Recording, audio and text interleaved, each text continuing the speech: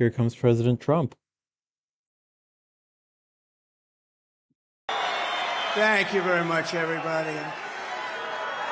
Thank you very much to a very popular former First Lady, hopefully First Lady again.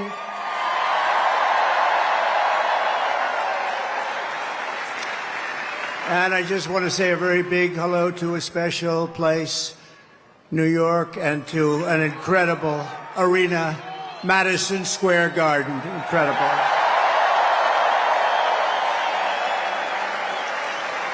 And then we have all of the people that could fill it up 10 times. You take a look at outside what's going on all the way down to the river, the beautiful, beautiful Hudson River. They're outside watching this now at levels that nobody's ever seen before. They've never had it. And I want to thank Jim Dolan. He's been incredible. He's been just incredible. The job they've done. Thank you. But I'm thrilled to be back in the city I love, and thousands of proud, hard-working American patriots. You're with me. We're all together. We've always been together. And I'd like to begin by asking a very simple question. Are you better off now than you were 4 years ago? I'm here today with a message of hope for all Americans. With your vote. So that question is actually a very key question. Reagan really trumped on that question, saying, are you better than you were 4 years ago? And typically, whenever there's an incumbent with an economy that's not doing well, the opponent always asks that question. And typically, if the economy is not doing well, and the opponent asks, were you better off 4 years ago? Typically, the incumbent loses. So there's, for good reason, Trump wants to just keep repeating that message. Are you better now than you were? Are you better now than you were?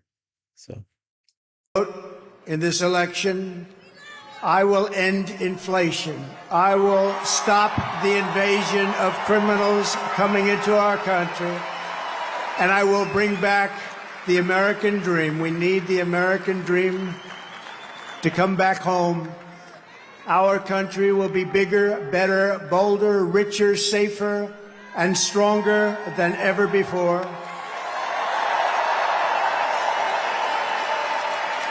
This election is a choice between whether we will have 4 more years of gross incompetence and failure, or whether we will begin the 4 greatest years in the history of our country.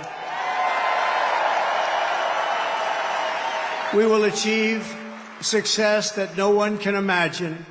We will have the strongest economy, the most secure borders, the safest cities, the most powerful military, the best trade deals, and we will dominate the frontiers of science, medicine, business, technology, and space.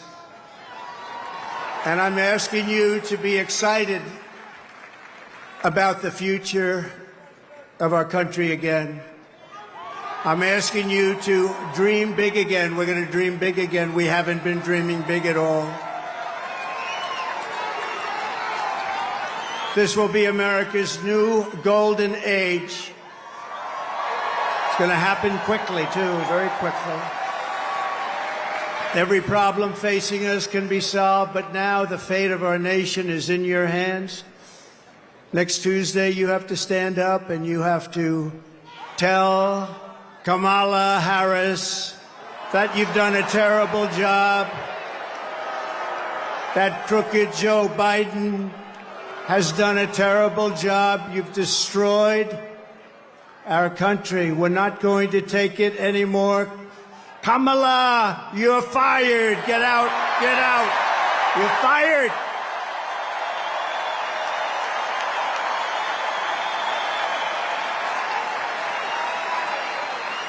Early voting is underway in every swing state, and we are setting all-time records. They're voting, I tell you what. I don't want to talk about it. But we have to keep it going. You got to get out and vote. We just have to get out. And who would have thought this was going to happen? We're leading in every swing state.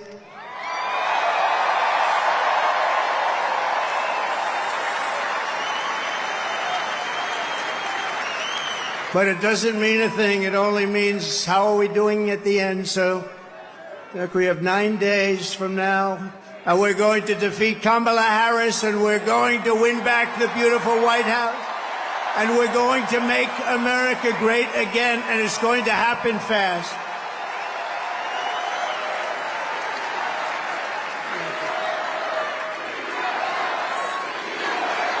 Thank you.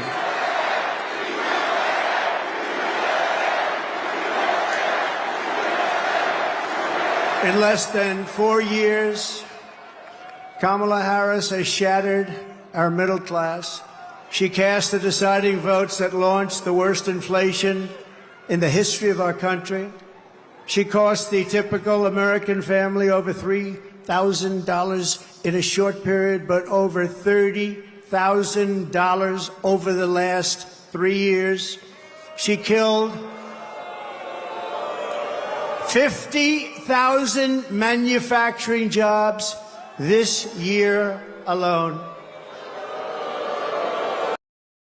So here Trump is doing a good job of clearly saying how the Harris administration affected everybody's lives in their families, in their households, the actual impact between inflation, between the taxes, between losing your job, whatever it may be. Just the inflation alone, people lost $30,000 over the course of a few years. If that's a vacation, if that's breathing room to pay your mortgage, whether it's deciding to go back to school or not, this is real money that affected people's real lives. It's not something pie in the sky. Everybody's feeling tightness in their wallets. Earlier in this rally, we skipped it, but Don Jr. is saying how he went to Burger King and he was surprised by how expensive McDonald's is, and he was like, "You know, it's bad when Don Jr. is sticker shocked." So that was a funny line. But yeah, I mean, this Bidenomics, wages have not increased at the rate that of inflation. Inflation has gone out of control over the last 3 or 4 years. It's been about over 30% inflation. So, and people have not gotten raises of 30%. So overall, the whole country is underwater in terms of where they were 4 years ago. And so Trump is painting a picture of his economy versus Biden-Harris economy. So he's doing a great job here, just showing the contrast. It's pretty stark. Now Kamala wants to raise the typical family taxes by nearly $3,000 a year and impose a 33% tax hike on all domestic production. If Kamala Harris gets 4 more years, our economy can never recover. If I win, we will quickly build the greatest economy in the history of the world.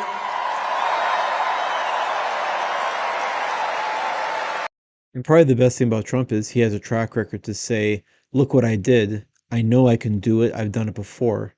So he's not just some odd politician making empty promises out in the ether. He can actually point to a track record that he's had.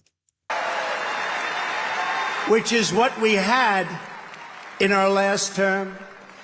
We will rapidly defeat inflation, and we will very simply make America affordable again. We're going to make it affordable. Right?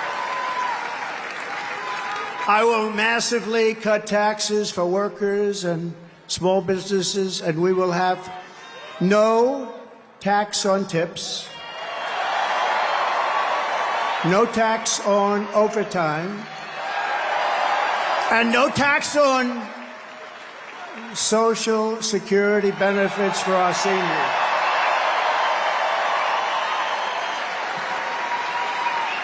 And I'm announcing a new policy today that I will support a tax credit for family caregivers who take care of a parent or a loved one. It's about time that they were recognized, right?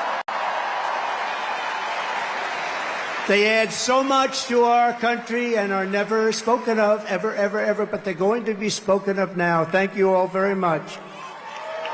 I'll also make... This is great because Trump, this is great because Trump a few months ago said that he wants to have no tax on tips. Kamala Harris stole that. He said he wants to increase the child tax credit to $5,000. She said $6,000. So it doesn't make sense for him to roll out all of his newest policies and give her an opportunity to just copy them all. It seems really inauthentic of her, and it kind of creates this weird space. So he actually waited a week before election to say, hey guys, this is all the things I'm going to roll out, which doesn't give her time to actually copy it, which is great.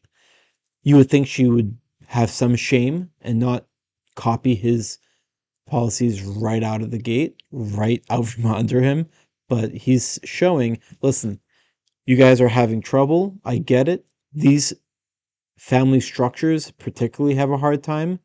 We're going to give you some tax credits to help you out with it. So he's showing some empathy. He's showing a willingness and a want to unburden people that are in some difficult situations that need a little bit more breathing room. So instead of Biden saying, oh, we need more breathing room, and then providing no help, it was ridiculous. He's like, oh, we're going to give everybody some breathing room. Here's a $2,000 check. It's like, first of all, you're giving it to everybody, including people that don't need it, which just causes inflation. And second of all, $2,000, that doesn't do anything.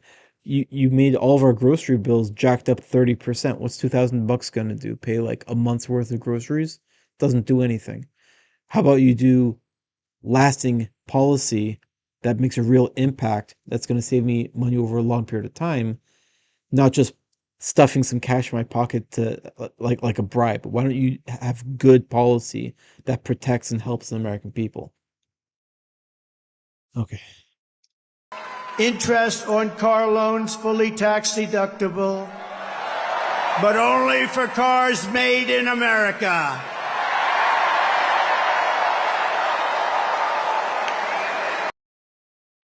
That makes a lot of sense, because if you're in a position where you don't have your car paid off completely, that car loan could be almost as much as your mortgage. So that's significant. So be able to deduct that is a big deal. And then that little caveat, oh, the car has to be made in America.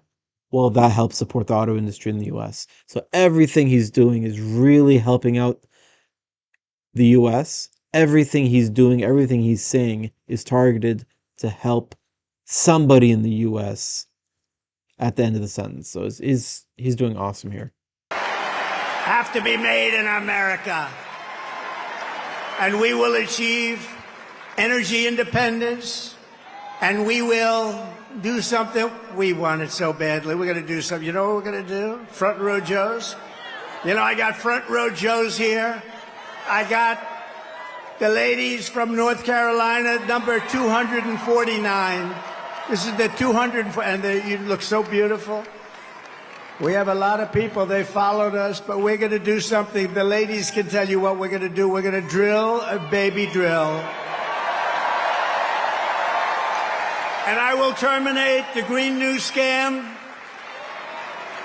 and we'll cut your energy prices in half, 50%, within 1 year from January 20th.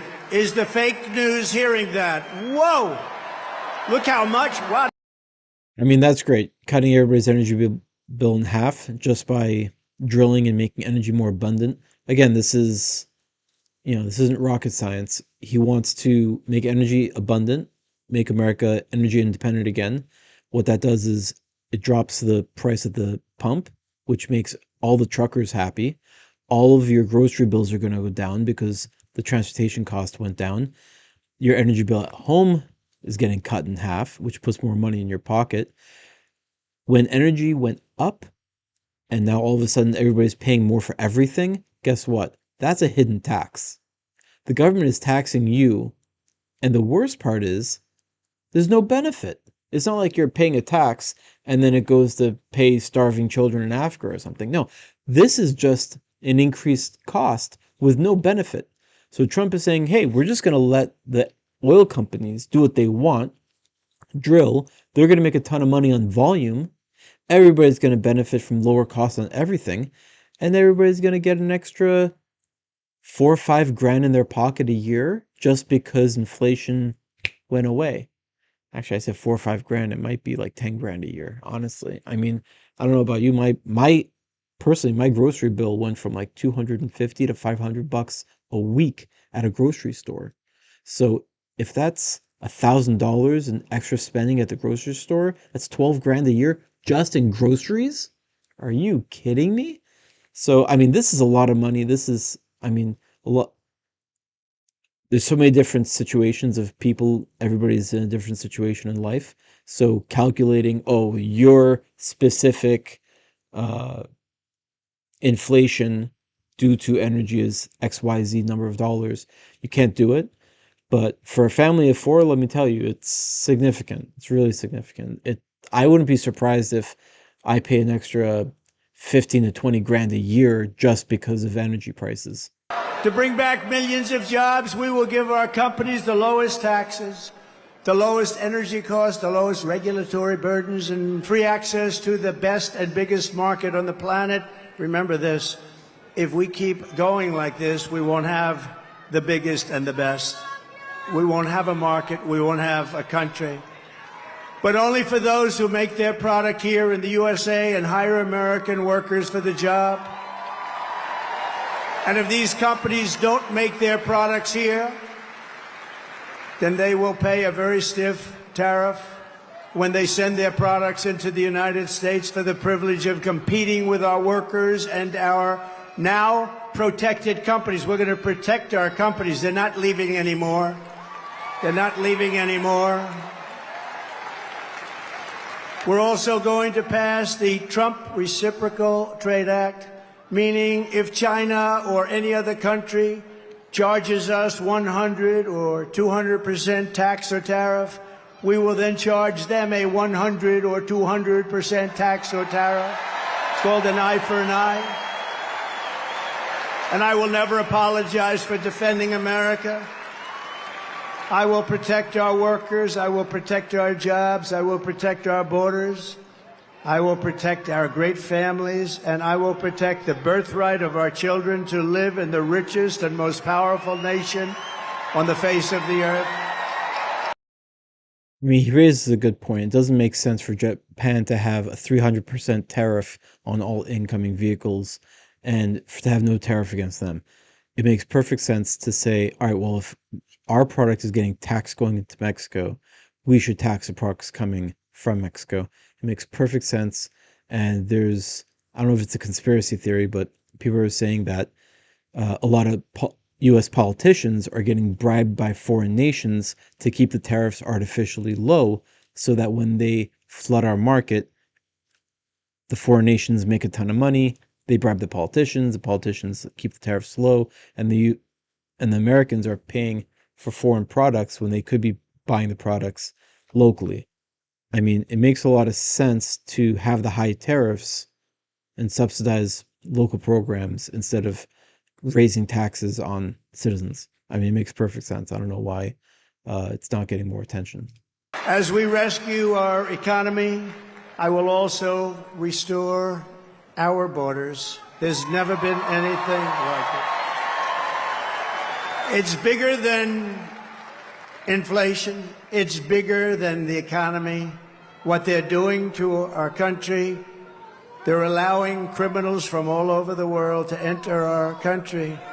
Over the past 4 years, Kamala Harris has orchestrated the most egregious betrayal that any leader in American history has ever inflicted upon our people.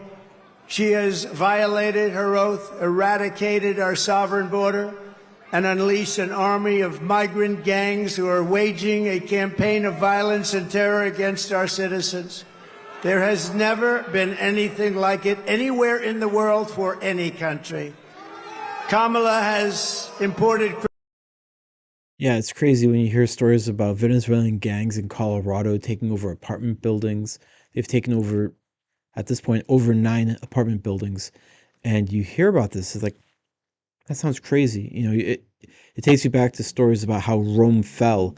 And you think, how did Rome, the most powerful military power at the time in the world, fall from, from the inside?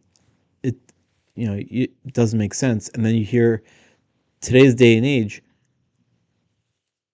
Venezuelan gangs penetrating the US border with tattoos on their face. They're obvious, they're very easy to spot out between MS-13 and other gangs. And they're taking over apartment buildings. If this was in the history books, you'd be like, well, didn't the US have really good police technology? Didn't they have a really good military? After a gang takes over an apartment complex, how long did it take for the police to take it back? Oh, they didn't take it back. Why didn't they take it back? I mean, all these questions come up. There's no way all this nonsense is happening in the US, but you hear it happening. And it's because the police are, they're brave people, but they're afraid to enforce the law because they're going to lose their job. Oh, well, if you are a little too rough with this gangster, you might lose your job. It's like, what are you talking about? What are we talking about? These people, they're taking apartment complexes by force with semi-automatic weapons. It does seem ridiculous that a gang is able to uh, take over an apartment complex with no recourse. It's absolutely absurd to me. It's absolutely absurd. There's got to be a way to take them out. There's got to be a way. Criminal migrants from prisons and jails, insane asylums and mental institutions from all around the world, from Venezuela to the Congo. A lot of people are coming from the Congo prisons. They're coming from all over the world. Over the last month, 181 countries violated our laws. And she has resettled them into your communities to prey upon innocent American citizens. But the day I take the oath of office, the migrant invasion of our country ends and the restoration of our country begins. That's kind of a crazy number. People from 181 different countries are coming here for political asylum. I mean, if somebody from the Congo, if somebody from a different continent, I understand South America is a different continent from North America, but if people from Europe or Africa or Asia use a plane to come to this country or to come to Mexico and then penetrate our border, and they're saying, oh, we're coming for political asylum. It's like, you're telling me there's no closer country than the United States? No, you're shopping around for a better welfare state. They should be deported immediately, as soon as they're caught at the border, not given some court date to come and plead their case. They should be turned away at the border immediately. It's absurd.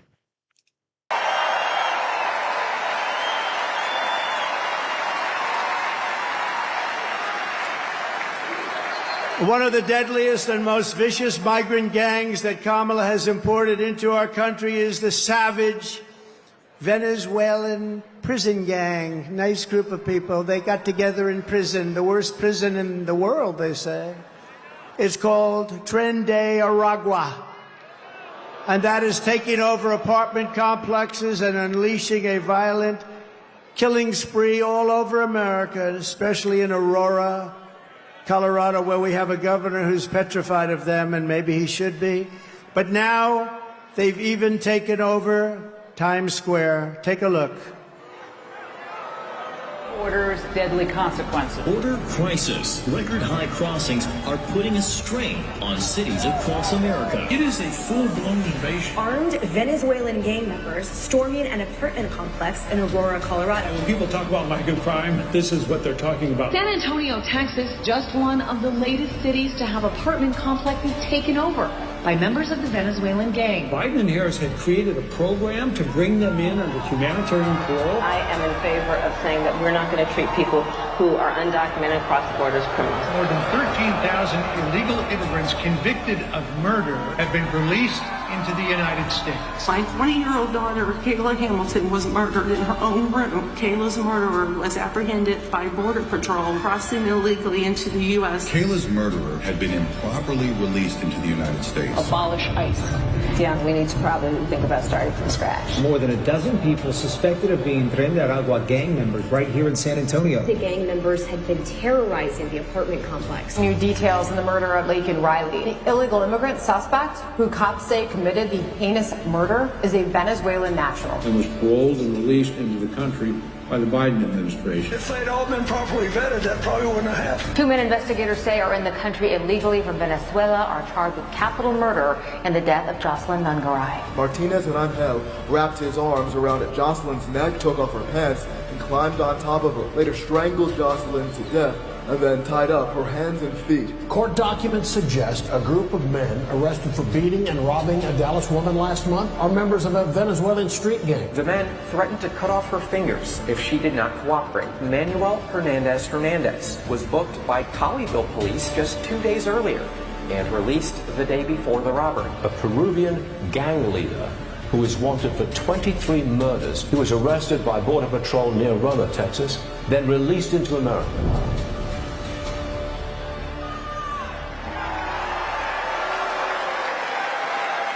That's who we're allowing into our country.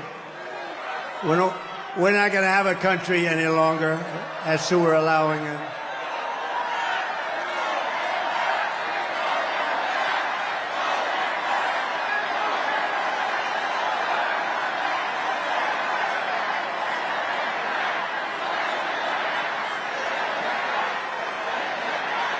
The United States is now an occupied country, but it will soon be an occupied country no longer. Not going to be happening. Not going to be happening. November 5th, 2024, 9 days from now, will be Liberation Day in America. It's going to be Liberation Day. On day one, I will launch the largest deportation program in American history. Going to get the criminals out. I will rescue every city and town that has been invaded and conquered, and we will put these vicious and bloodthirsty criminals in jail. We're going to kick them the hell out of our country as fast as possible. And to expedite. I mean, really, what a great platform to run on. Yeah, this person in power now, they're letting in all these gangsters to murder, rape, cut the fingers off people. I mean, I'm just going to collect all the gangsters and kick them out. Seems like common sense. Seems like somebody who is the vice president now should be doing, especially if they were, I don't know, the borders are. So this is a really super easy platform for Trump to run on. It's really a no-brainer. Removals of Tren de Aragua and other savage gangs like MS-13, which is equally vicious. I will invoke the Alien Enemies Act of 1798. Think of that. That's how far back. That's when they had law and order. They had some tough ones. Think of it, the Alien Enemies Act of 1798. You hear that, Mr. Speaker? Get ready. To target and dismantle every migrant criminal network operating on American soil. And there are lots of them. We don't have the same country anymore, you know that. And you know, when you look at the polls and they say about the economy and they have all these different things, the worst nightmare that we're facing is what they've done to us on our borders. We had the safest border in the world. In fact, there's a chart, which I hope they have, because I didn't tell them I wanted it, but there's a chart that I love very much because I wouldn't be here without it. That's it. I love it. I'm in love with it. I love that chart. Even if it had bad numbers, I would have loved that chart, but it doesn't. It has great numbers. And if you look at the arrow on the bottom, you'll see that was the day I left office. That was the lowest illegal immigration that we've ever had in recorded history, the recorded history of our country. And then look at it. It was like an Elon Musk rocket ship. Look at what happens. Look at what happened after that. And if they come back into our country, it's an automatic 10 years in jail with no possibility of parole. And I'm hereby calling for the death penalty for any migrant that kills an American citizen or a law enforcement officer.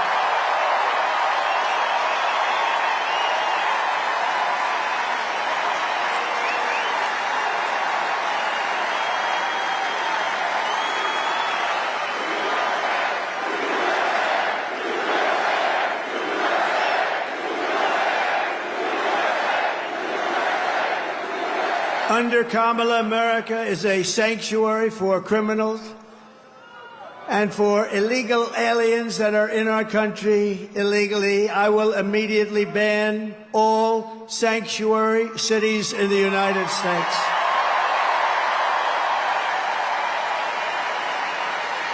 Kamala's gross incompetence disqualifies her from being President of the United States of America. She is grossly incompetent. All you have to do is look at her interviews, look at what she did the other night on fake news CNN. Just take a look. So touching on the sanctuary cities, really, the sanctuary cities is a laundering scheme where it's a scam where they're saying, all right, come on in. We'll help you break the law, enter our country, you get all these benefits, you get access to the welfare state. It's supposed to be a net, but you can use it as a hammock. All you have to do is vote for us. So the politicians are laundering money that should be going to citizens, laundering it to the illegals, paying for their kind of lifestyle, where they're getting benefits from the state, working under the table, so they're making enough money to get by, but meanwhile just getting the country more and more into debt. And the only reason why these politicians are doing it, it's not because they love these people, they want to give these people a more comfortable life, they're just doing it for votes. If they were to say, okay, here's my sanctuary city, and then you say, yeah, but those people can't vote for you, it's illegal for them to vote, yeah, the politicians wouldn't be helping illegals move into their states, obviously. It's just to benefit themselves, to help them keep power. And what they're really doing is they're abusing the current citizens. So for Trump to say, yeah, we're going to make sanctuary cities illegal, you could just say all illegals can never vote ever for any office. Because right now, all you have to do to vote for a local government is just to be a resident. If you come here and you're a green card status, if you come here legally and you have a green card status, then you can vote for everybody up to the President of the United States. Now, if you get fake paperwork and you get it all forged, you can still vote for everybody up to the president. So currently, if you are, let's say, a representative from California, you help illegals come in, obtain fake paperwork, they can vote for you. So you can easily hold office in California as a, let's just say, for argument's sake, Democrat. And you can hold office for a very, very long time, very comfortably, if you just keep importing voters. So this is Trump's effort to stop that by saying no more sanctuary cities. She couldn't answer a question. She's unfit for office. Everyone knows it. No one respects her. No one trusts her. No one takes her seriously. Everyone knows she is a very low IQ individual. From humiliating our country in Afghanistan, to the war in Ukraine, to the nightmare on our border, to her inflation catastrophe, all done in conjunction with Sleepy Joe. But he was. So here, this is interesting. So people often say that Joe Biden and Kamala Harris are incompetent, stupid. Me personally, I think that they actually have a agenda that is a little bit more nefarious. I think that they intentionally left all the weapons there because they may have gotten bribed by the Taliban to leave the weapons there. Because there's no reason why you would leave, what was it, like $80 billion worth of equipment. They left stealth fighters, they left Humvees, they left artillery, they left a ton of equipment, $80 billion worth of equipment. That's not incompetence. They're leaving it there on purpose. What's the real reason? We have no idea. The only excuse I can think of would be corruption. They're getting bribed to leave equipment there for our enemies to take, and they took the weapons. They had a parade showing their new American equipment that they have. It's like totally a slap in the face to America. Let's say a president was so grossly incompetent, he left $80 billion worth of equipment. The next thing they should do is like, all right, we're just going to go get it back. I mean, I can't even imagine leaving it there to begin with, but even if you leave it there, you should tell the Taliban, hey, Taliban, haha, cute joke, we're going to come take it back. You can either hand it over or we're going to take it forcefully. We're not going to let you hang on to that equipment and do whatever you want with it. We're not going to let that happen. But this American military did let that happen. So it's very, very weird that they didn't have really any reaction to it. So you kind of got to think that they left it there on purpose. They were paid on the side to do nothing about it and just kind of watch it happen. It's really crazy. But their excuse is, the Biden administration's excuse is that they're just completely grossly incompetent. They also didn't fire any of the generals over this, which is absolutely insane. Nobody in the Biden's administration is getting fired for incompetence. So it's either corruption or incompetence. And Trump is saying, you know what? You're pleading incompetence? Fine, I'm going to call you incompetent. I'm going to make my whole campaign that you're incompetent. No problem. And that's what he's running with. And you can't blame him. Because if you call them incompetent, it's not like they can say, oh no, we're not incompetent. We're just corrupt. We're taking bribes. They're not going to do that. Obviously, they're going to say, okay, yeah, we're incompetent. It's ridiculous. Obviously, the military and the CIA and all these three-letter agencies, they're full of smart people. They're not dummies. It's worth investigating and finding out, why did you leave all that money? Why did you leave all that equipment? Even more important than the dollar value that the equipment is worth is the lethality of the equipment. It's the most high-end military equipment. Why would you leave it there? Anyway, all right. I went off on a tangent. Let's keep going. He was largely sleeping, wasn't he? After 4 o'clock, it's time to go to bed. To his and her egregious hurricane response, the worst response in North Carolina and other states since Katrina, but I think it was even worse than Katrina.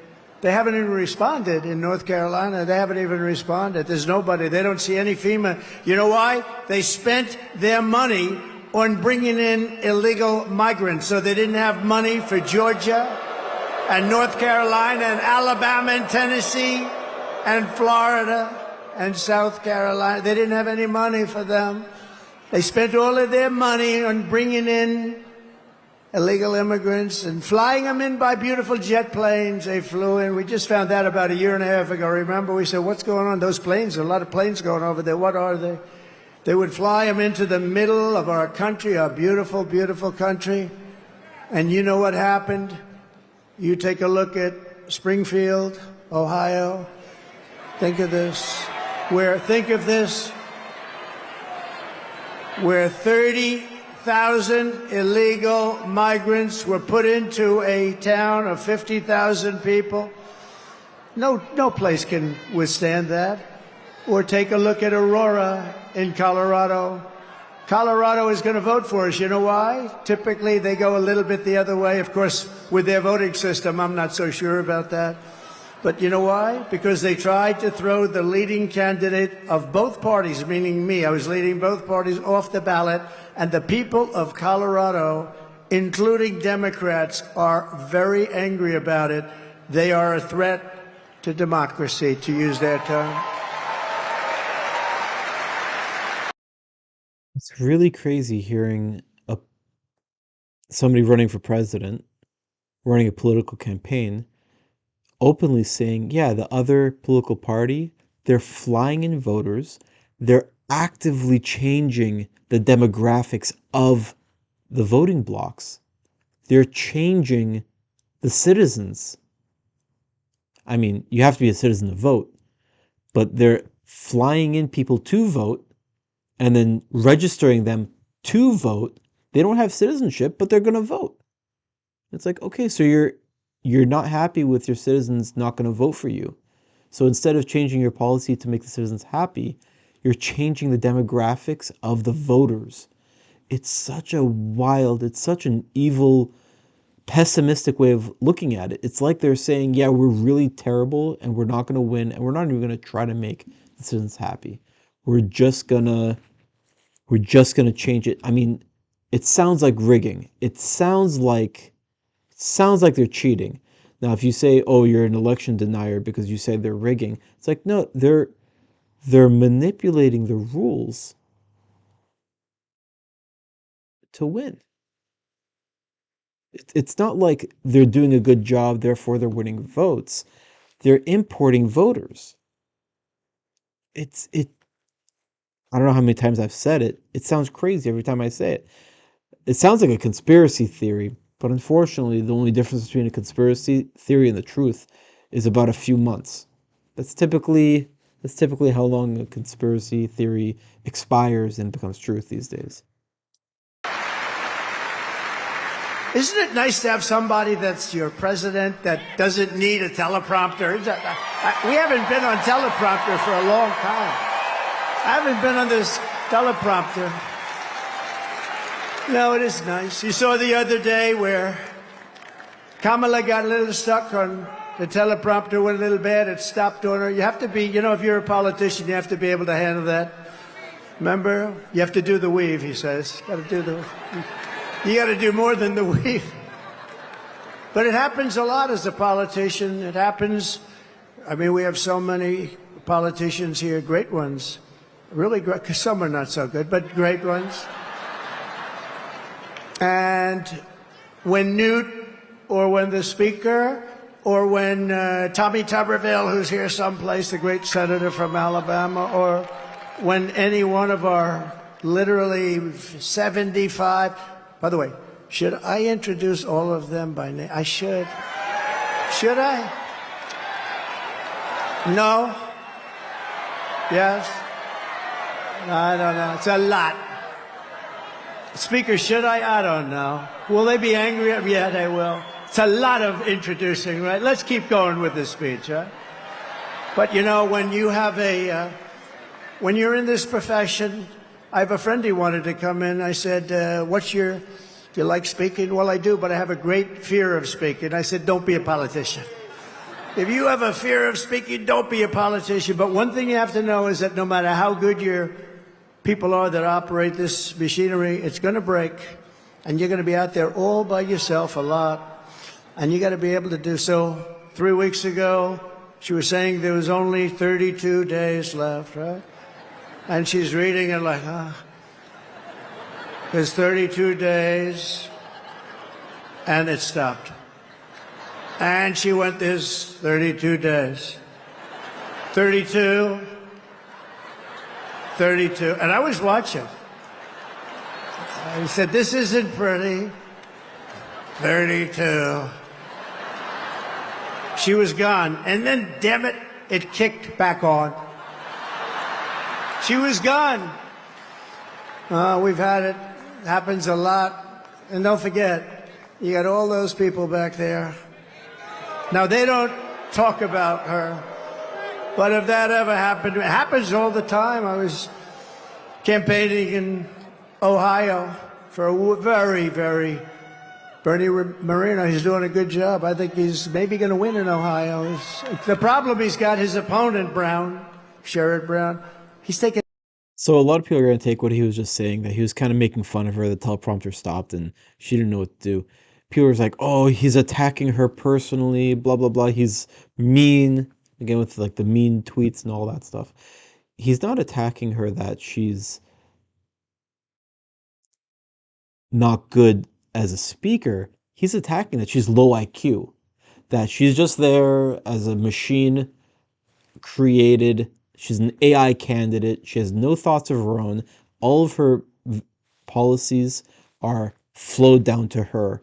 Everything she says, everything she knows it because she's told to know it. Nothing she says are her original thoughts. So she's kind of just put as an empty suit. She's an empty vessel that the machine is telling her exactly what to say, when to say it, where to say it. Ben Shapiro had a good clip where he showed 8 different clips, 8 different places she was giving the same exact speech. She gave the same exact speech with the same exact cadence, with the same exact hand gestures.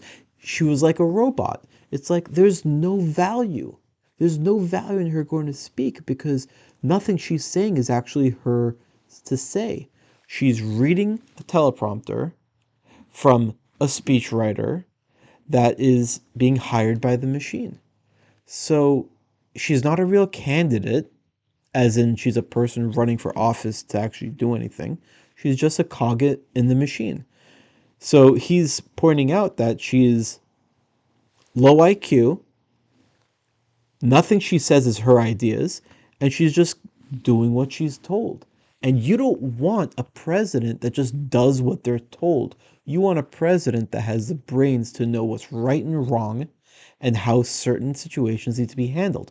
You want a leader. You don't want a sheep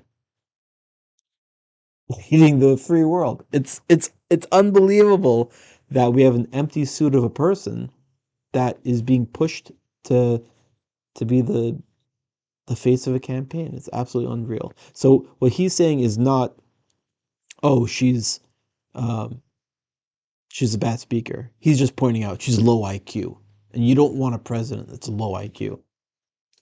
Madison like he's my best friend. He never votes for me. He's not my best friend.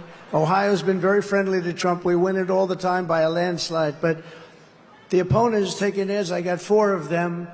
I think we have 4 of them, right? They're taking ads. All of a sudden, they love Trump. We agree with Trump on tariffs. We agree with Trump on the border. We love Trump. And they're Democrats. Their friends calling up. Did they switch to the Republican Party? But it happened with Bernie Moreno. I was in Ohio to try and get him over the initial primary hump. And it was 45-mile-an-hour winds, and these suckers were blowing like, you ever try reading a teleprompter where it's moving about 2 feet in each? But I didn't have to worry about that because even worse, they ended up blowing off the stage a lot of it. So I'm now in the first sentence, and I got 28,000 people and millions of people watching on television. I got no teleprompter. And did I do a good job, Mr. Speaker? And he won. And he won, huh? Thank you, Matt. And he won. That's pretty funny. He's pointing out that his opponent is so bad. His opponent's party, everybody running for office, is pretending to say how similar they are to Trump instead of Kamala Harris. Kamala Harris is such a weak candidate that people in her party aren't associating themselves with her. So that's pretty rich. Won. And so you're up there all alone. We don't go 32, 32, 32. Oh my God, whatever. Kamala Harris is a train wreck who has destroyed everything in her path. To make her president would be a gamble with the lives of millions and millions of people. She would get us into World War III. We're very close to World War III. If you don't have a smart president, if you don't have a president that gets it, if you don't have a president that is respected by the other side, and they did respect us 4 years ago, they really respected us. Iran was broke. They had no money. Russia wouldn't have played with us at all. Russia would have never gone into Ukraine. Israel, October 7th, would never, ever have happened. Would have never have happened. All those All those people would be alive right now, those people that were killed on that horrible day. But if you don't have a president that gets it, you know what else you wouldn't have had? You wouldn't have had the most embarrassing day in the history of our country, in my opinion, Afghanistan, the way not that they got out, we were getting out, but we were going to get out with dignity and strength. We got out, an embarrassment, the likes of which this country has never suffered. And because of that, Putin looked at us and they probably figured we were a paper tiger, and he went into Ukraine, and the rest is history. It would have never happened with us. And you wouldn't have had any inflation. We had the best economy, but we had no inflation. And It's kind of running through it. It's really important to realize the significance of having peace through strength. When Trump was in power, he seemed a little bit unpredictable. And that's the real reason why Putin didn't invade Ukraine. He said it on several accounts that he prefers a Biden or a Harris because they are predictable politicians. Trump is not predictable. When Trump says, I might hit you, I might hit Moscow if you invade Ukraine, Putin really has to take a step and think about it. Putin likes predictable politicians having power in the US. So we see 4 years of Trump, we see 4 years of Harris, we really see the contrast, and it's stark. inflation has destroyed a lot of seniors on fixed income, and a lot of people in this room have been virtually destroyed by inflation. You wouldn't have had inflation. They screwed up our energy, and it went up so much. And then they started spending far too much money on things like the Green New Scam, which is just a scam, just a complete scam. They actually admitted that, if you think about it. But she would get us into World War III because she's incompetent, can't do the job, unfit for it, and then all of your sons and daughters will end up getting a little notice. They'll say, Mom, Dad, what is this little green piece of paper? Ay, ay, ay, darling, that's a draft notice. They're drafting you to go and fight in some country that I've never heard I've never heard of this country before. Oh, no, I don't want my baby to fight. I don't want my baby to be killed. What they did in Afghanistan with those 13 great soldiers, I've gotten to know the parents so well, and leaving all of that equipment behind and leaving Americans behind, and many, many people with no legs and no arms, all because of incompetent people. But we don't want your sons and daughters to get a little draft notice and you have to explain to them what it means. We're tired of fighting. I'm the only president in the last 84 years that didn't start a war. Remember Crooked Hillary?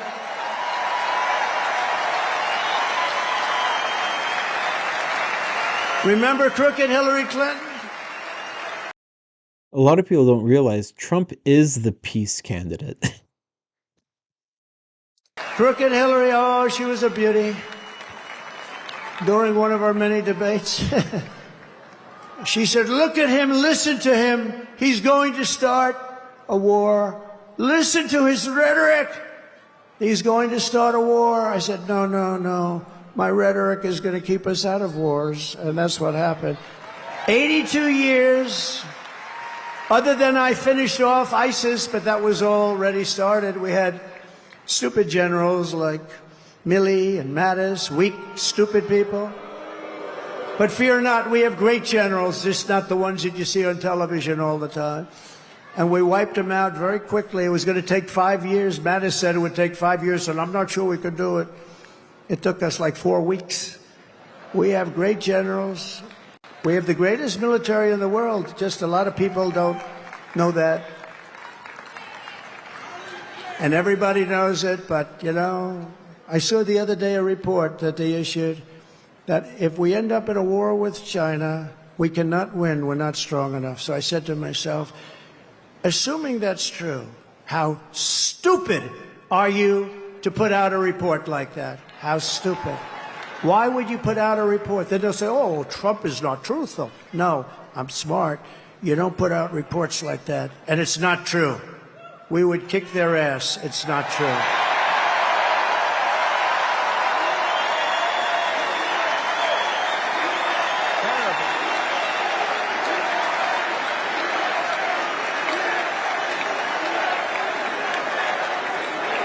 enemies are laughing at her. They want her to win so badly. Oh, they don't want Trump. They don't want Trump. I've made this position a very dangerous one because of that. That's why. It's a very dangerous. You know, if you drive a race car, you have 1/10 of 1% chance of dying. If you ride the bulls, I think the bulls are pretty nasty, right? You have about the same 1/10 of 1% of dying. If you become president of the United States, you got a hell of a shot at dying. I never knew that when I ran. I never thought about it, but here we are. Here we are. And I'm okay with it. And I would rather be here than any place in the world.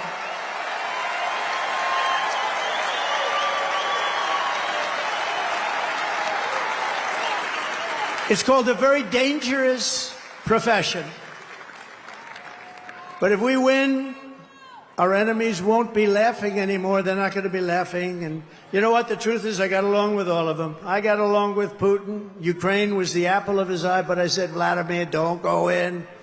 Remember, I ended the pipeline in Europe. I ended the pipeline in Europe. And then when Biden came in, he approved it. But he ended the Keystone pipeline, the one in America. So he got it a little mixed up, didn't he, huh? Nord Stream 2, I said, we're ending Nord Stream 2. Everybody said, what is Nord Stream 2? I said, that's the massive Russian pipeline where they're going to make a fortune, where they're going to Germany and all countries in Europe. So I said, you mean we're fighting to help them with NATO and spending all of that money, and they're paying the person and the group that we're fighting billions of dollars a month? What the hell are we doing? I ended it. It was dead. And Biden came along and he approved it. Weak. Look, 30 years ago, he was not considered smart either. So now he's really not smart. If we win, America will be respected, and even if it's necessary, feared again. It's not the worst word.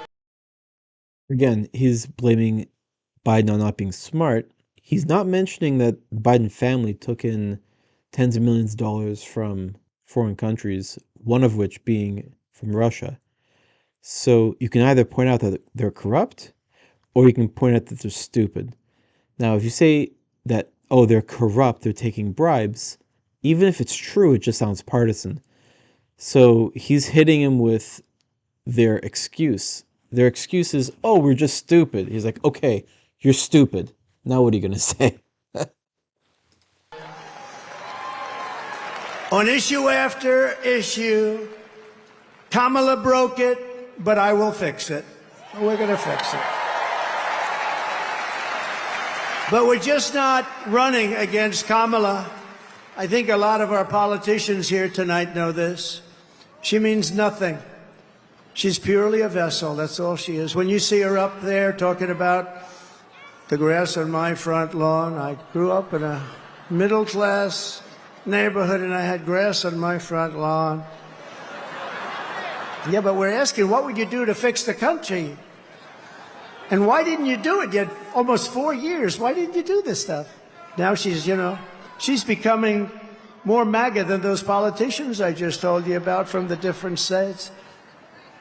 She can't put two sentences together. She's just like, she's really just like, in many ways, crooked Joe Biden. And she never said to us, she never told us that Joe was not functioning properly. She should have. Because, we're talking about the life of the most important country in the world. We need very smart people. We're running against something far bigger than Joe or Kamala, and far more powerful than them, which is a massive, vicious, crooked, radical left machine that runs today's Democrat Party. They're just vessels. In fact, they're perfect vessels because they'll never give them a hard time. They'll do whatever they want. I know many of them. It's just this amorphous group of people. But they're smart and they're vicious. And This is great. Right now, Trump is really just getting into it. He's saying, all right, put these people aside. They're just empty vessels. They're just empty suits. And this machine is flowing in instructions on what they should be saying, what their policy is. And this is what makes these politicians really, really bad at their job, they can't defend terrible policies because they have nothing to defend it with. They don't have any ideas. If they had the ability to think fast and speak quickly and do all this, they wouldn't be empty vessels. If they were smart people that can argue and debate well, they would have principles that they wouldn't go along with the machine. The machine wants people to be empty vessels with no principles, no ideas, and just go along with anything. They want people that only want money and power and fame and all these things that don't matter. At the end of the day, when you're standing in front of God, none of that stuff matters. When you die, it all goes away. And if you are a net negative for the country, obviously you're just remembered as a terrible leader, a stupid politician, a corrupt politician, whatever it may be. So you have a group of people that love the country, that want to see it succeed, that want to do the right thing. On the other side, you have these lousy politicians that are empty suits for a crooked machine. Right now, he's just describing these empty vessels that are, their thoughts and policies are being filled by this machine. And these empty vessels they don't have they're such low functioning people, they can't even explain accurately, efficiently, powerfully what the machine even wants them to say because they're, again, low IQ people. We have to defeat them, and when I say the enemy from within, the other side goes crazy, becomes a sound. Oh, how can he say? No, they've done very bad things to this country. They are indeed the enemy from within, but this is who we're fighting. These are the people who are doing such harm to our country with their open border policies, record-setting inflation, Green News scam, and everything else that they're doing.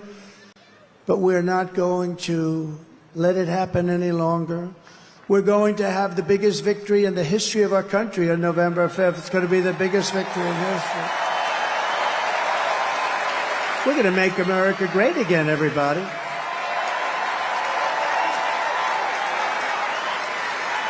On top of it all, Kamala says she would not do one thing differently from Joe Biden, which is totally disqualifying. And you have to remember this.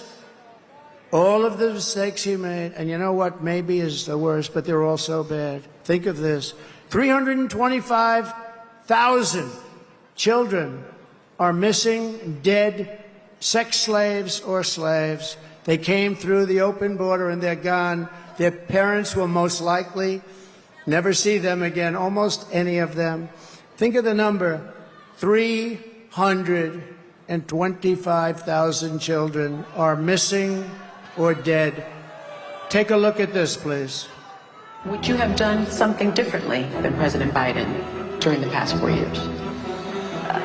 There is not a thing that comes to mind. I stood there on the tarmac watching you check your watch. The chaotic and deadly U.S. evacuation from Afghanistan stunned Americans and the world and cost the lives of 13 U.S. soldiers. Would you have done something differently? There is not a thing that comes to mind. More than 13,000 illegal immigrants convicted of murder have been caught at the border and then released into the United States. An Afghan national is in custody today after being accused of plotting an election day terrorist attack. The suspect entered the U.S. on a special immigrant visa. Gut-wrenching new details in the murder of Georgia nursing student Laken Riley. The illegal immigrant suspect, who cops say committed the heinous murder, is a Venezuelan national who crossed the unsecured southern border back in 2022. Two men investigators say are in the country illegally from Venezuela are charged with capital murder in the death of Jocelyn Nungaray. A fifth illegal immigrant accused of attacking two New York City police officers over the weekend showed no remorse or regret. Would you have done something differently? There is not a thing that comes to mind. Only 18% say the economy is in excellent or good condition. U.S. inflation has hit a new 40-year high, increasing by 9.1% over the financial year. Authorities saying Train de Aragua, which has been linked with more than 100 criminal investigations here in the U.S., has now been found operating its criminal enterprise in apartment complexes. Were you the last person in the room? Yes.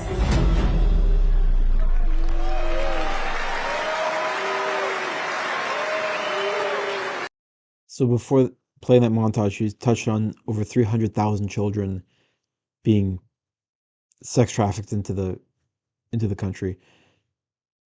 A really powerful movie to watch is The Sound of Freedom. The really, really awful thing about the child sex trafficking scheme that happens in South America and the US, it's a huge industry with a lot of victims. And when you have a drug cartel that, let's say they're selling cocaine or other awful drugs, you have the people that are creating the drugs, smuggling the drugs, selling the drugs, and then you have the people that are the greatest victims, the people ingesting the drugs, potentially dying from overdose from the drugs. It's a really horrible system. Then you look at the child trafficking, and you have the child abducted from the family. You have the suffering of the family that lost a child. You have the suffering of the child that's being trafficked across the border, all the things that happen to them along the way. Then they're sold in the US to an awful person that does awful things. And the worst part about all of it is that child is abused every single day for years.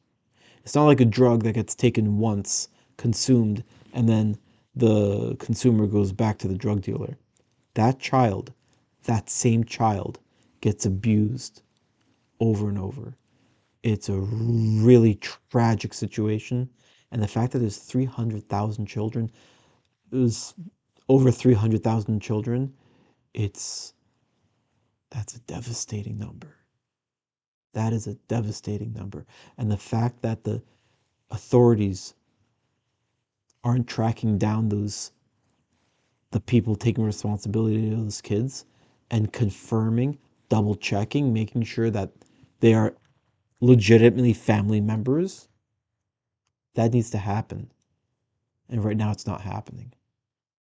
So it is chilling, the idea that these coyotes are bringing children in over the border, smuggling them in, dropping them off with a name and number, and the authorities are taking that person, connecting them to the sponsor, aka potentially the pedophile at the end of the child trafficking ring. The government is completing the final leg of the transportation for the child trafficking. And that's the protocol. That's the protocol. That is exactly what they are told to do by the federal government. So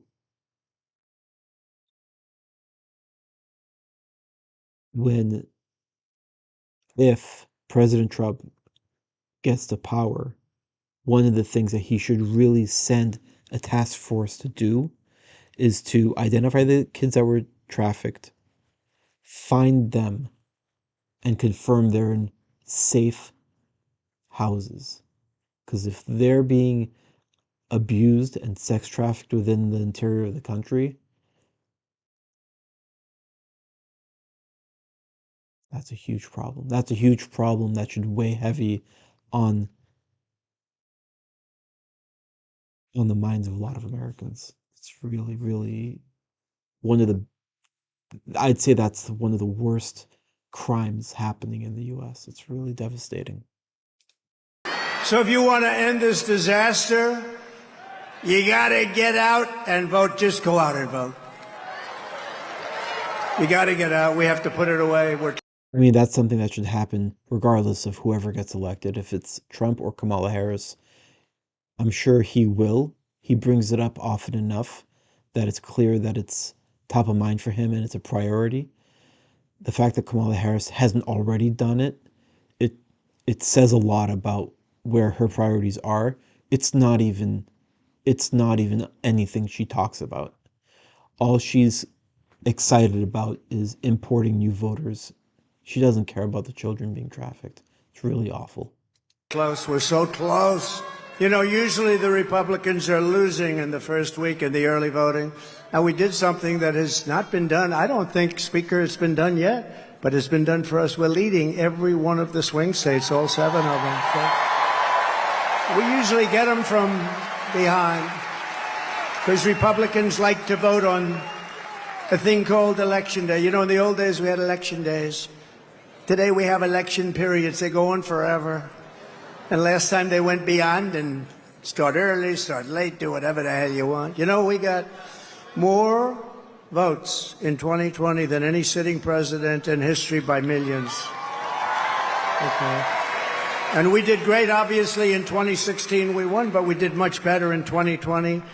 But nothing compares to what's happening. I mean, you have tens of thousands of people standing outside watching us on a television, and we love you out there. We love you. They're watching.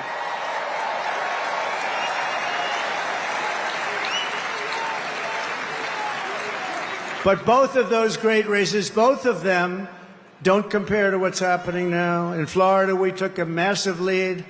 And all of these places, I mean, there's something happening that's really good. There's something happening that's really good. But let's close it out. Pretend you're 1 point down. Would everybody pretend? Let me just do a poll. Who has already voted?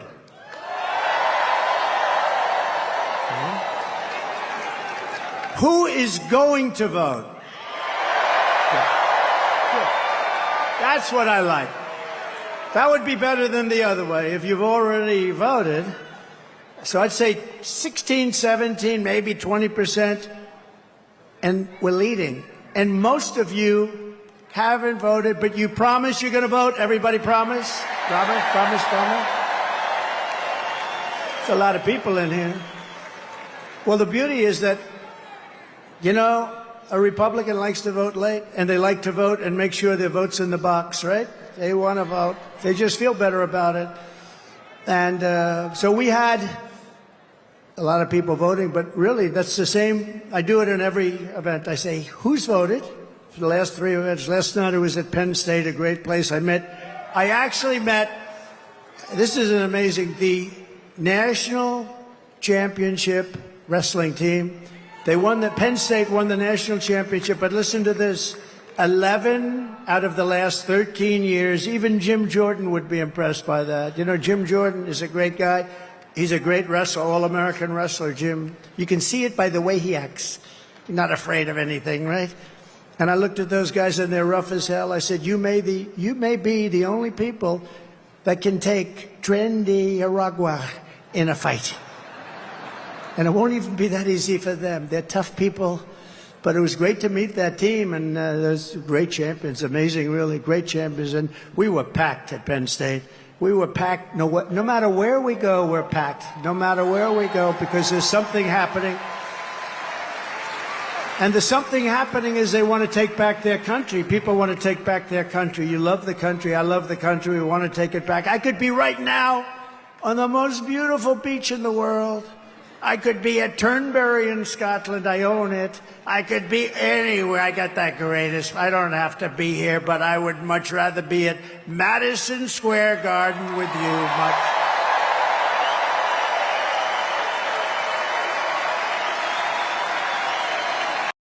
You got to hand it to him. He's a great marketer. He knows how to connect to people.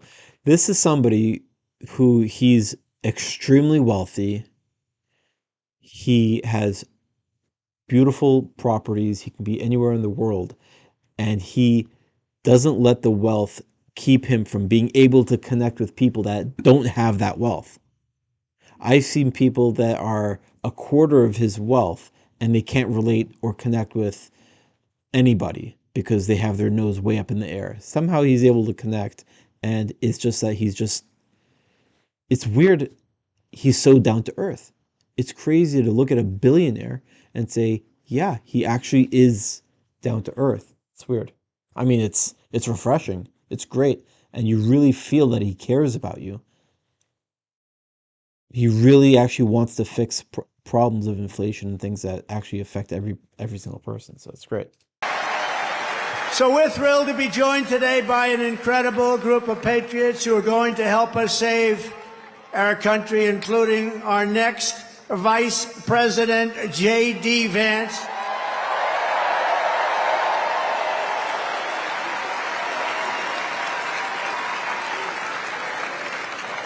And a man who was so incredible. Last week, I watched that rocket ship come down. I've never seen it. I told this story last night. I was on the phone with a very, very important person, and I'm talking to him, and I'm watching the television while I'm talking to this guy's boring as hell. And I said, wait a minute, wait a minute. I'm looking at the screen, and I see this rocket pouring the fire, the flames. It's all over the place. It was white a week ago, and now it's pitch black from the burning coming down at 10,000 miles an hour. It's coming down at a low. There he is. There is my Eli. He's that great. You know what he was doing for the last week? Campaigning in Pennsylvania. He's a sweetheart, too. So I'm talking to this guy, very important guy, big guy, and I have the television screen on, and there's rockets coming down. I said, you know, it was pure, beautiful white when it left, but it's burned from the fire and the flame, and it is. And now I see it coming down like this, and it's like 20 stories tall or something. It's massive, and it's coming down. I say to the guy, hey, do me a favor, will you hold on a minute? Just hold on. I'll talk to you. This is like one of the most important people. And this is how he does it. He relates to people by identifying something that he's interested in, he was watching, and he's just telling the story like he's talking to you in his living room. And he picks something that is so historic that captures everybody's attention, imagination. We love seeing this huge 20-story tall rocket being caught by this gantry, and it's like, wow, that's amazing. And he's saying how he is amazed by it. So it shows his humility. It shows his ability to relate with other people, that other people are interested in it. A lot of people at his position, his prestige, they have such a huge ego. They can't say, oh, that guy did something amazing. It's impressive. He's fantastic. A lot of people look at an impressive person and they say, well, I could have done that. I could have, this, that, and the other. And they try to make themselves part of the story. And it's like, whoa. That guy's amazing. Give him some credit. Give him, credit where credit's due. You don't have to put, the person I'm thinking is Mark Cuban. Elon Musk can do something amazing and Mark Cuban inserts himself into it. It's like, listen, we know you have a feud with Elon Musk. Nobody cares about you. You're not important. Sorry. Excuse me. Sorry, but not sorry. You're not as important as Elon Musk. All right. You're nowhere close to Elon Musk. You're nowhere close to Donald Trump. Kind of know your role. But Trump is somebody who is significantly richer than Mark Cuban, and he's also more humble than Mark Cuban. Trump is somebody that's seeing this amazing thing happen in front of his eyes. He says, wow, it's amazing. It's the most amazing. This Elon Musk guy, he's fantastic. He's a genius. And he's throwing credit around where credit's due. He's not misplacing it. He's putting credit where credit's due. And he's not making the story about himself. It's great.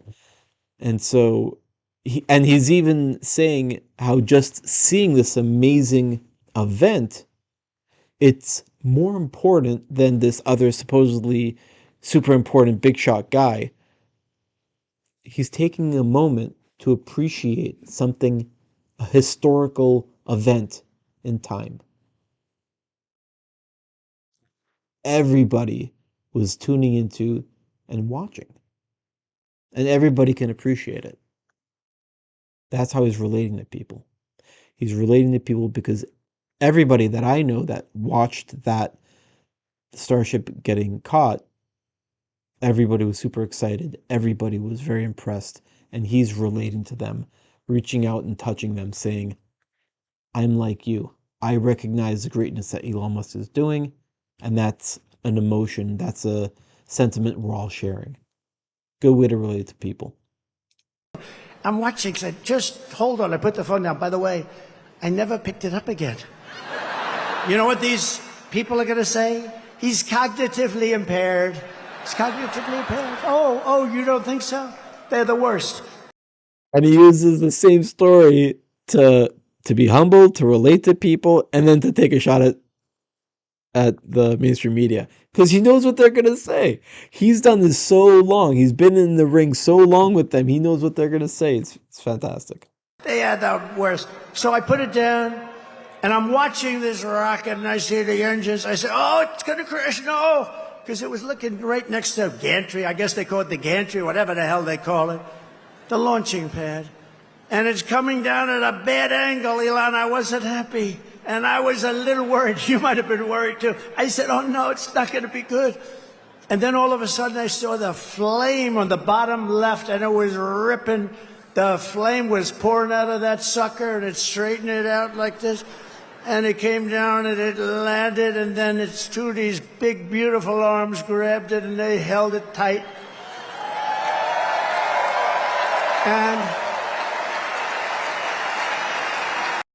I love how he narrates what happened. I think he should do a voiceover every time they do a SpaceX launch and retrieval of a rocket. He should just narrate it like as it's coming down, like, oh, it's coming down, it's the most beautiful thing. Some say it's a beautiful thing, and the other rocket's coming down, not beautiful. This is the best one. Wow, it's beautiful. He should just do that the whole time while the rocket is coming back down to Earth. That'd be fantastic. And I said, I wasn't sure if it was a movie. I thought it might be one of these crazy movies.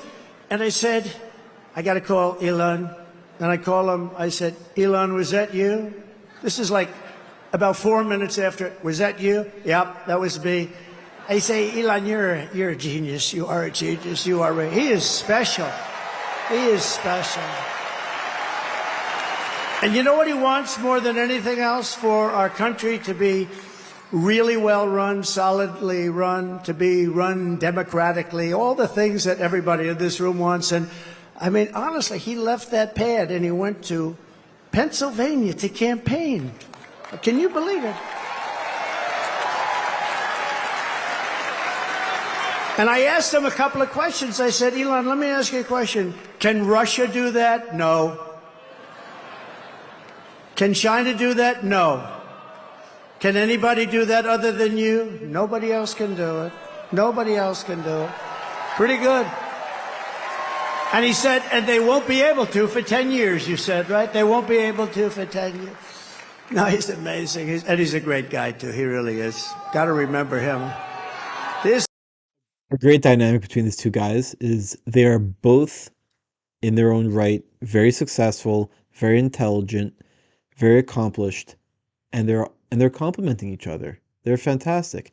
They are complementing each other, literally complementing each other, but also figuratively complementing each other, where they're helping each other out as much as they are. They're just working together. They're just two very successful, humble guys that want to help each other succeed. Really, they're coming together just because they want the country to do well, and they're both working together with a common goal. And you see their dynamic happening, and it's really a great dynamic. This is a piece of work. It's a great relationship.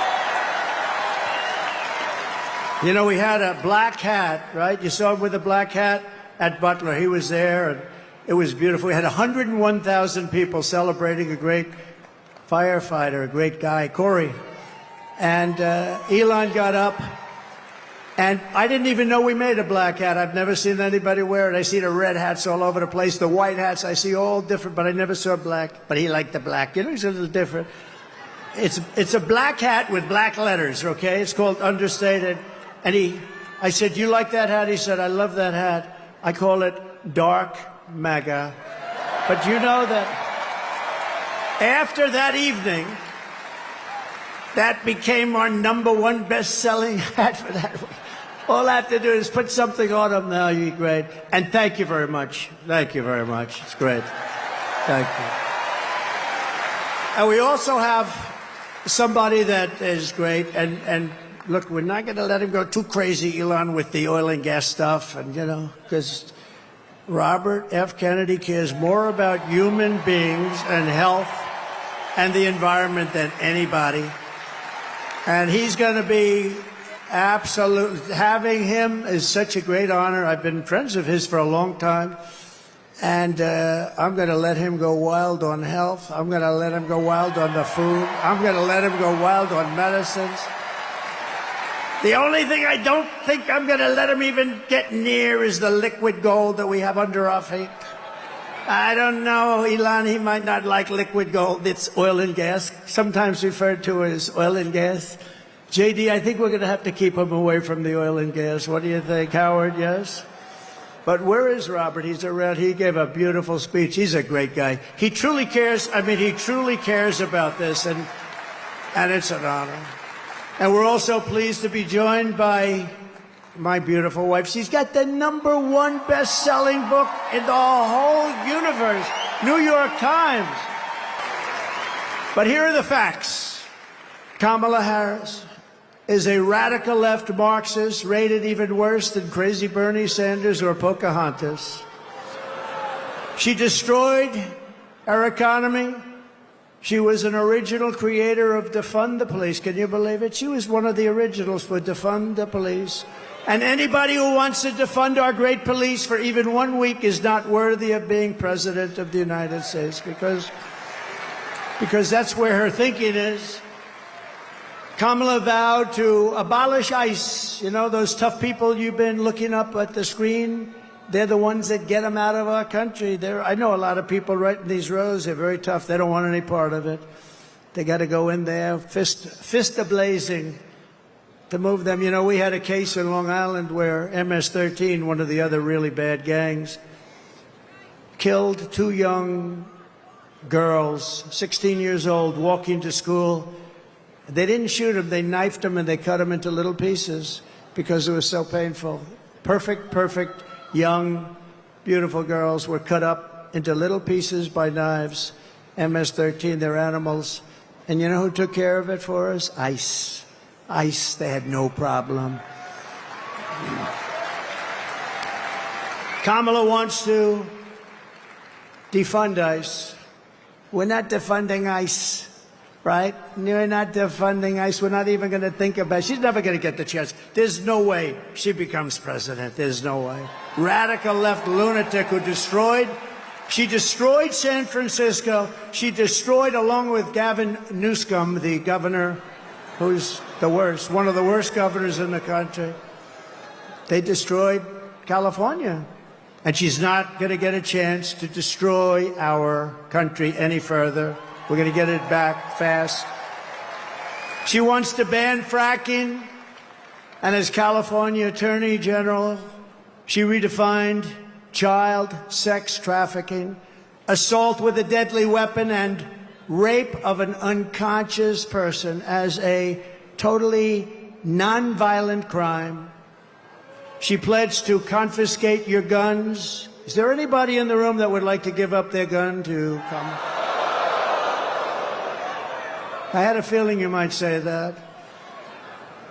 And endorsed a total ban on handgun ownership. I don't think that's good. When a criminal crawls into your house at night, it would be nice to be able to at least have a chance, wouldn't it? Wouldn't it be nice? She even called for free sex change operations on illegal aliens in detention at taxpayer expense. Think of it, at taxpayer. She said they're caught, they're illegally detained, but if they want a sex change operation, she's all in favor. Now, she gave this stuff up about a year ago, a little more, because it didn't work. It wasn't working too well with the electorate. But she'll be back to it because that's where it is. She's a radical left person from San Francisco. She destroyed the place. But you know, she lied about that, but she also lied about something very important. For years and years, she said she had a job at McDonald's. And the reason I went there last week, do you know that I got a call from Sundar, very smart guy, at Google. He said, this is the most amazing thing. We've had just about more hits on this crazy McDonald's story. And I went there just to prove a little point. See, you never know how something's going to work out, Mr. VP, do you? But he called and he said, we've had more hits on McDonald's than I think he said anything we've ever had, but let's say it's close. And did anybody watch Joe Rogan recently? Good. So he touches on the McDonald's bit publicity stunt. And so the reason why he did it, the reason why he touches on it and brings it up is the way Kamala Harris tries to show that she's relatable. She's trying to say, oh, look at me. I had a McDonald's job, just like you regular folk have jobs. I had a job like that too. But then you find out that she was actually lying. And it's like, oh, so you're so unrelatable. You're such a fake person that you made up a minimum wage job that you supposedly had. You just lied about it because you're so fake. You had such little in common with people. You made up a story that you thought you'd be relatable to us. It's so egregious. It's so crazy. It's like you're so distant, you're so remote. You can't relate to us so extremely that you make up a story that sucks. The story sucks because it's fake. You couldn't even make up a story that sounded right. She's so disconnected from America. She can't even pull from her memory bank a true memory of something she actually did to help her connect and be relatable. So everything about her seems fake, from the staged phone call where she gets a phone call from Joe Biden. We did it, Joe. We won. We did it. That was staged. The McDonald's thing staged. Everything about her. It just seems fake. So he does these publicity stunts to bring attention to the things she lies about. So again, he's really good at marketing. He's really good at publicity. He's good at taking something that they do. He takes a mistake they make and he blows it up in their face. He doesn't let it slide. He doesn't let them sweep it under the rug. So good on him. He's really good about publicity.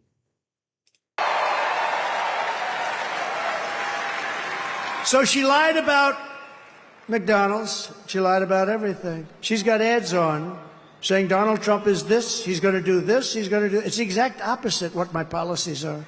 She's got me doing this.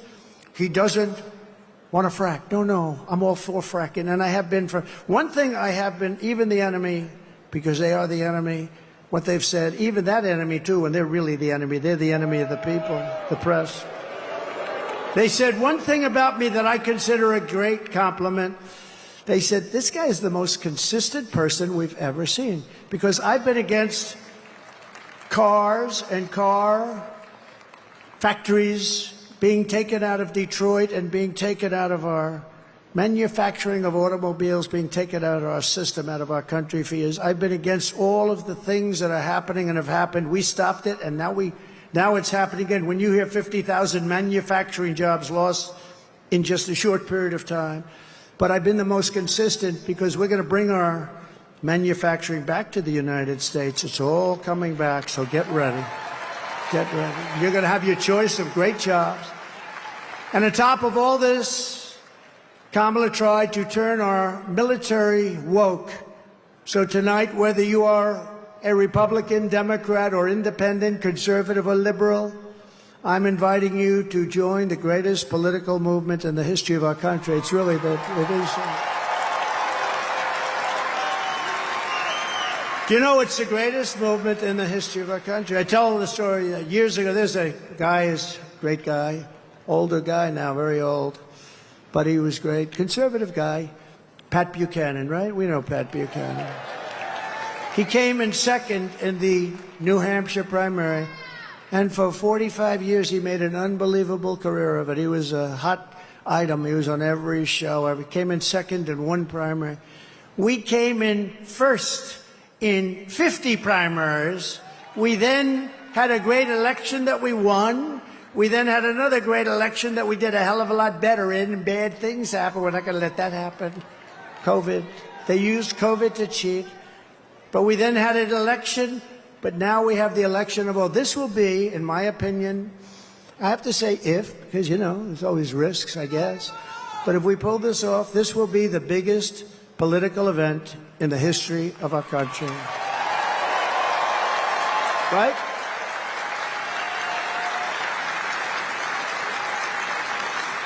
And we're building the biggest, broadest, most diverse coalition in American history, including union workers and Border Patrol agents. By the way, the Border Patrol gave me last week their complete and total endorsement. They said he's the greatest president in the history of the country, but we don't have to go that far. And they said there's never been anybody like him on the border. They said to him, the fake news said, has she ever called you? No. They didn't like that answer, by the way. Then they asked her, have you ever called? No, she never called. Almost 4 years, she never called, not once, the Border Patrol. And she was the border czar. She was in charge of the border. Now, think of it. 4 years, she never called. Now she's trying to say, well, you know, I was really not the border. Whether she was the border czar or not, she was put in charge of the border by Sleepy Joe, and then he went to bed. He put her in charge, she went to bed. She did the worst job on the border than anybody has done in the history of the world. There's never been a border like this in the world. And a third world country would fight people with sticks and stones to stop them from pouring into that country. And we let them just come right in. What a shame, what a shame. Police and firefighters also. We have every endorsement from virtually every sheriff's department, police department. I don't think they have one cop. They're looking for just one cop. Is there one?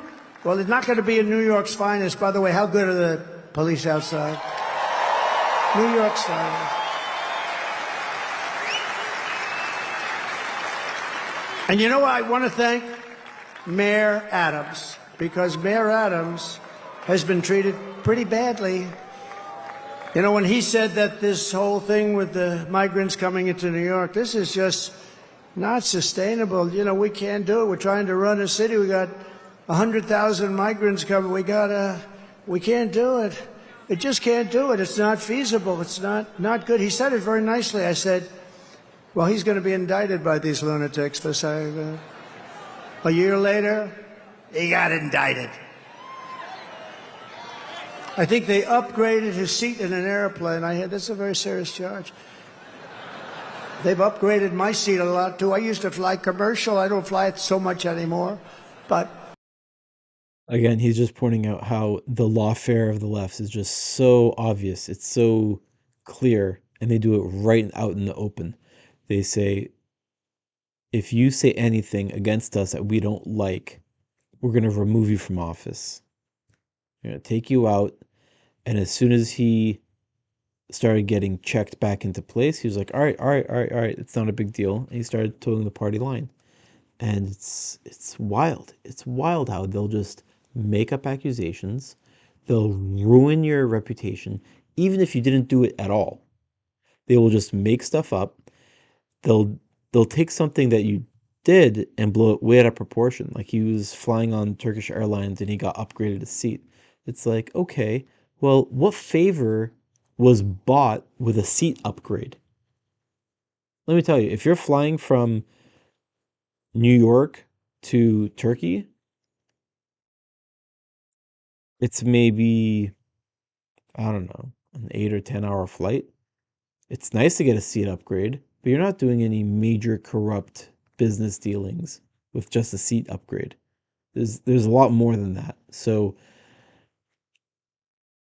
the fact that he got indicted for, I mean, it's wild that they start doing this enemy research over literally a flight upgrade. It's wild. It goes to show how petty these politicians are, that they keep these other politicians in line with this blackmail. It's crazy. They'd see me back there. It's the blackmail and the lawfare. The lawfare is crazy. And sure, would you like an upgrade? I don't know. Maybe it's something else, but I have to tell you, he's been really great. And he said, that they shouldn't be calling Trump a dictator because it's not true. That's nice. That was nice. Very nice. So we want to thank Mayor Adams. He's going through a hard time with these people. These are lunatics, by the way. They've weaponized the Justice Department against their political opponent. I am under investigation more than the great, late Alphonse Capone. My father's looking down on me right now. He was a tough guy, but he was like legit. And I know my mother's in heaven. I'm not 100% sure my father, but it's close.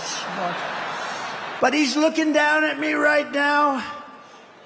And he's saying, how the hell did this happen to my son? He's not a bad person. I'm a good person. All we want to do is straighten out our country. But all of the veterans are with us, all of the steel workers. I saved our steel plants. And I don't like Japan buying U.S. steel. U.S. Steel used to be like Elon Musk, like 70 years ago, the biggest, the best company in the world. You know that, Elon? You wouldn't know. He's too young to know. U.S. Steel was the big baby. That was a big, I don't know.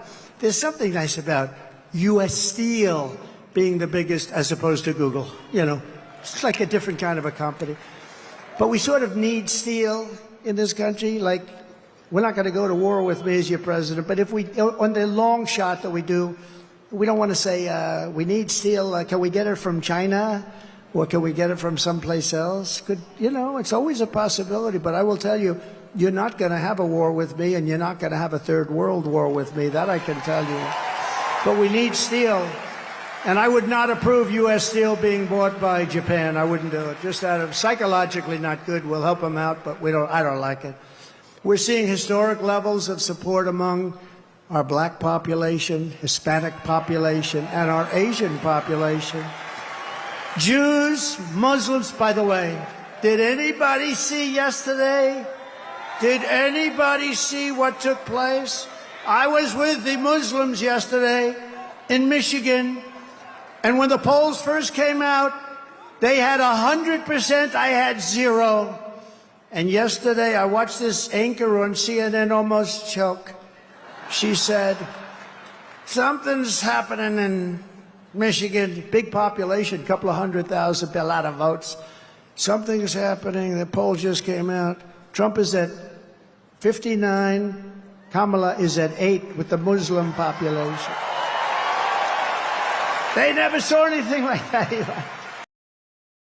What's really funny about the way Trump talks, the way he does his research, it's funny that when he talks about when he watches CNN or MSNBC or any of the opposing views, you can tell that him and his party, they watch Democratic news outlets.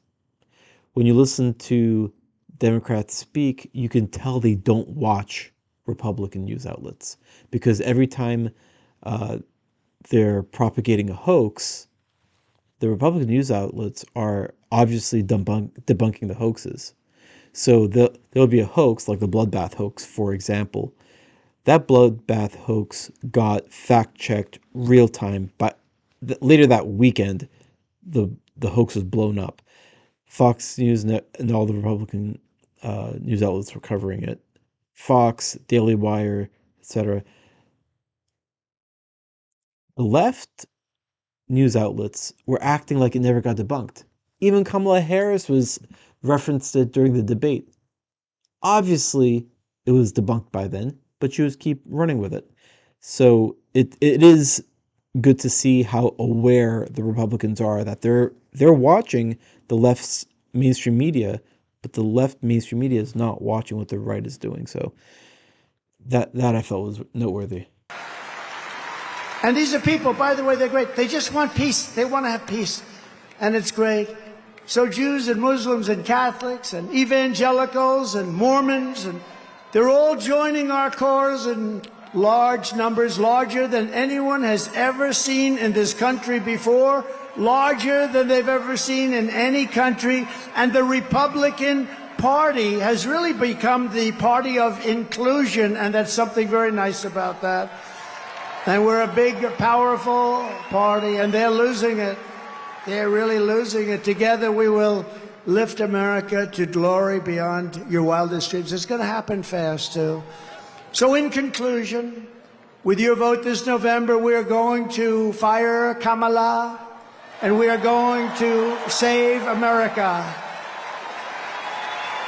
We will cut your taxes, end inflation, slash your prices, raise your wages, and bring thousands and thousands of factories back to America. We're even going to get Elon to bring that stuff back. We will build American, we will buy American, and we will hire American. I will end the war in Ukraine, which would have never happened if I were president. I will stop the chaos in the Middle East, and I will prevent World War III from happening. We will crush violent crime and give our police the support, protection, resources, and respect that they so dearly deserve. We will strengthen and modernize our military. I rebuilt our military in total, rebuilt all of our military, built 571 miles of wall, too. I took it out of the military because I couldn't get it from the people in Congress that should have given it to us. So I considered it an invasion. I said to a couple of generals, I said, congratulations, this is an invasion of our country. So I took it out of the military, had 9 lawsuits and won them all. We will build a massive defense shield, all made in the USA. We're going to build a beautiful dome over our country. And a lot of it's going to be made right here in New York. We will rebuild our cities, including our capital in Washington, D.C., which has become a very dangerous and badly managed place. We're going to make them safe, clean, and beautiful again.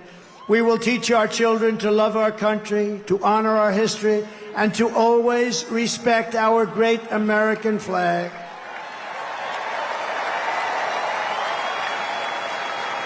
And as long as the Speaker of the House of Representatives is here, I would like to put forward a bill, because I watched 2 months ago as some very bad people, radical left people, by the way, nothing happened to them, in Washington, D.C., burned our American flags. They were burning flags. And I would like to suggest that we put in a bill, if you burn the American flag, 1 year in jail.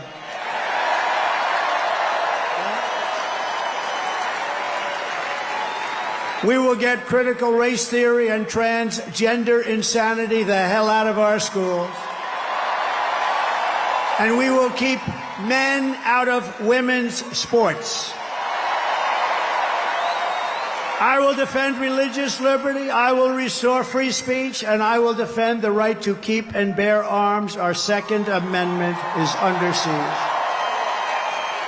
After years of building up foreign nations, defending foreign borders, and protecting foreign lands, we are finally going to build up our country, defend our borders, and protect our citizens. It's called America First, and it's going to happen at levels never seen before. And I'll tell our friends, our allies, who sometimes treat us very badly, that it's about time we take care of ourselves. And we will stop the illegal immigration that's taking place at levels never seen before. We will stop it cold and once and for all. We will not be invaded. We will not be occupied. We will not be overrun. We will not be conquered. We will be a free and proud nation once again. Everyone will prosper. Every family will thrive. And every day will be filled with opportunity and hope. And very much so, it will be filled with the American dream. We're bringing back the American dream, and we're going to bring it back at the highest level that you've ever seen. But for that to happen, we must defeat Kamala Harris and stop her radical left agenda with a landslide that is too big to rig. So you need to get out and vote. Get your husband off the couch. The football game doesn't mean a damn thing. You got to get out and vote. Get up, Harry. Come on, Harry. Get up, Harry. Let's go. You're going to vote for the president, Harry. We're going to save our country. For the past 9 years, we have been fighting against the most sinister and corrupt forces on earth. With your vote in this election, you can show them once and for all that this nation does not belong to them. This nation belongs to you. It belongs to you. No city embodies the spirit, energy, and potential of the American people more than where we are gathered tonight. We want to win our country, but we also want to win New York and make it safe and strong and beautiful and affordable and vibrant again. And we're going to do that. And we'll work with the mayor and we'll work with the governor.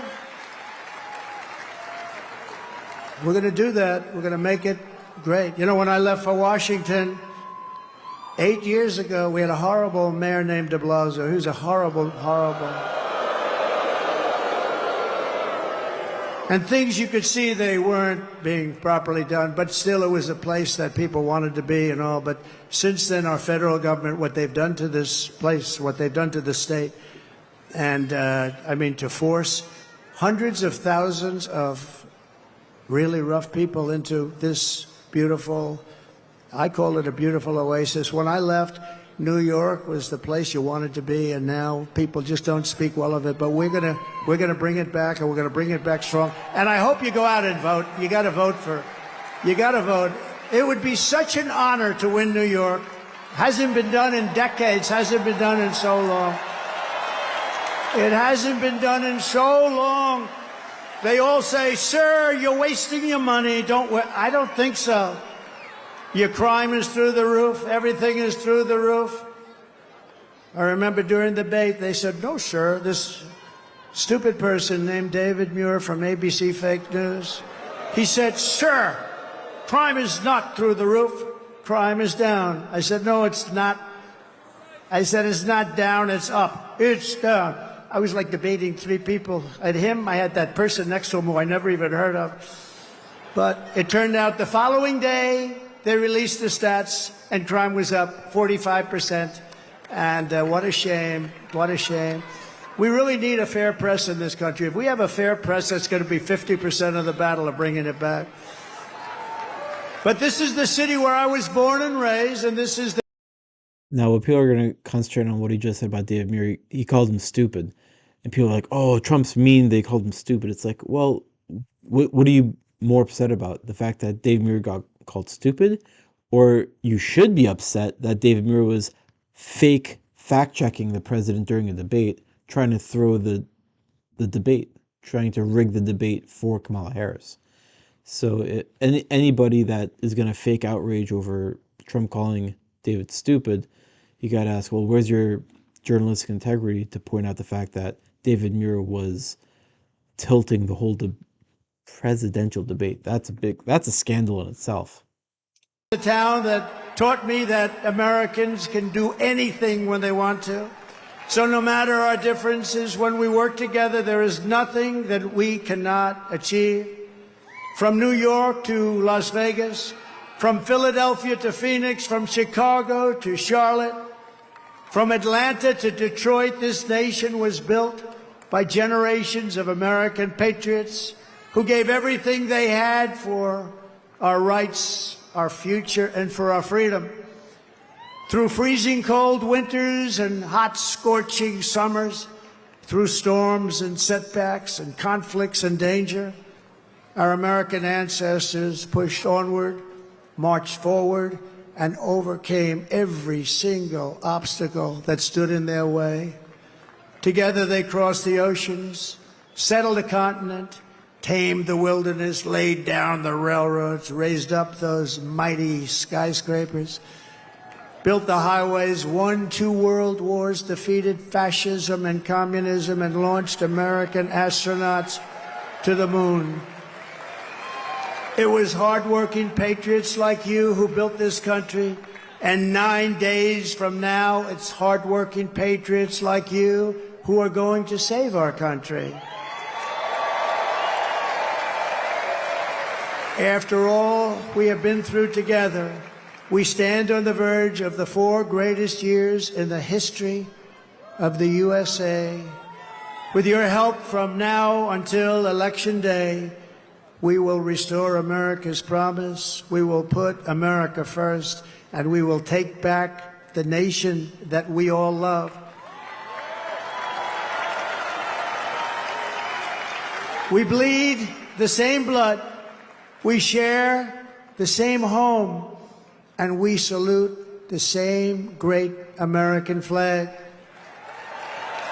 We are one people, one family, and one glorious nation under God. We will never give in. We will never give up. We will never, ever back down, and we will never, ever, ever, ever surrender.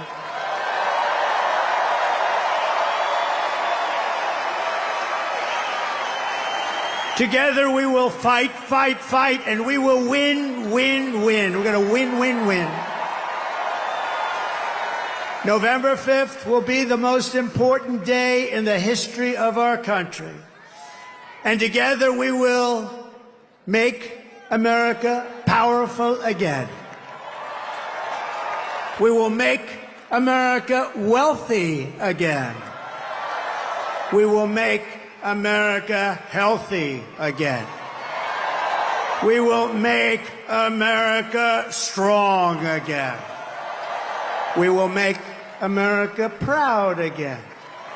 We will make America safe again. And we will make America great again. Thank you, New York. God bless you. God bless you all. Thank you.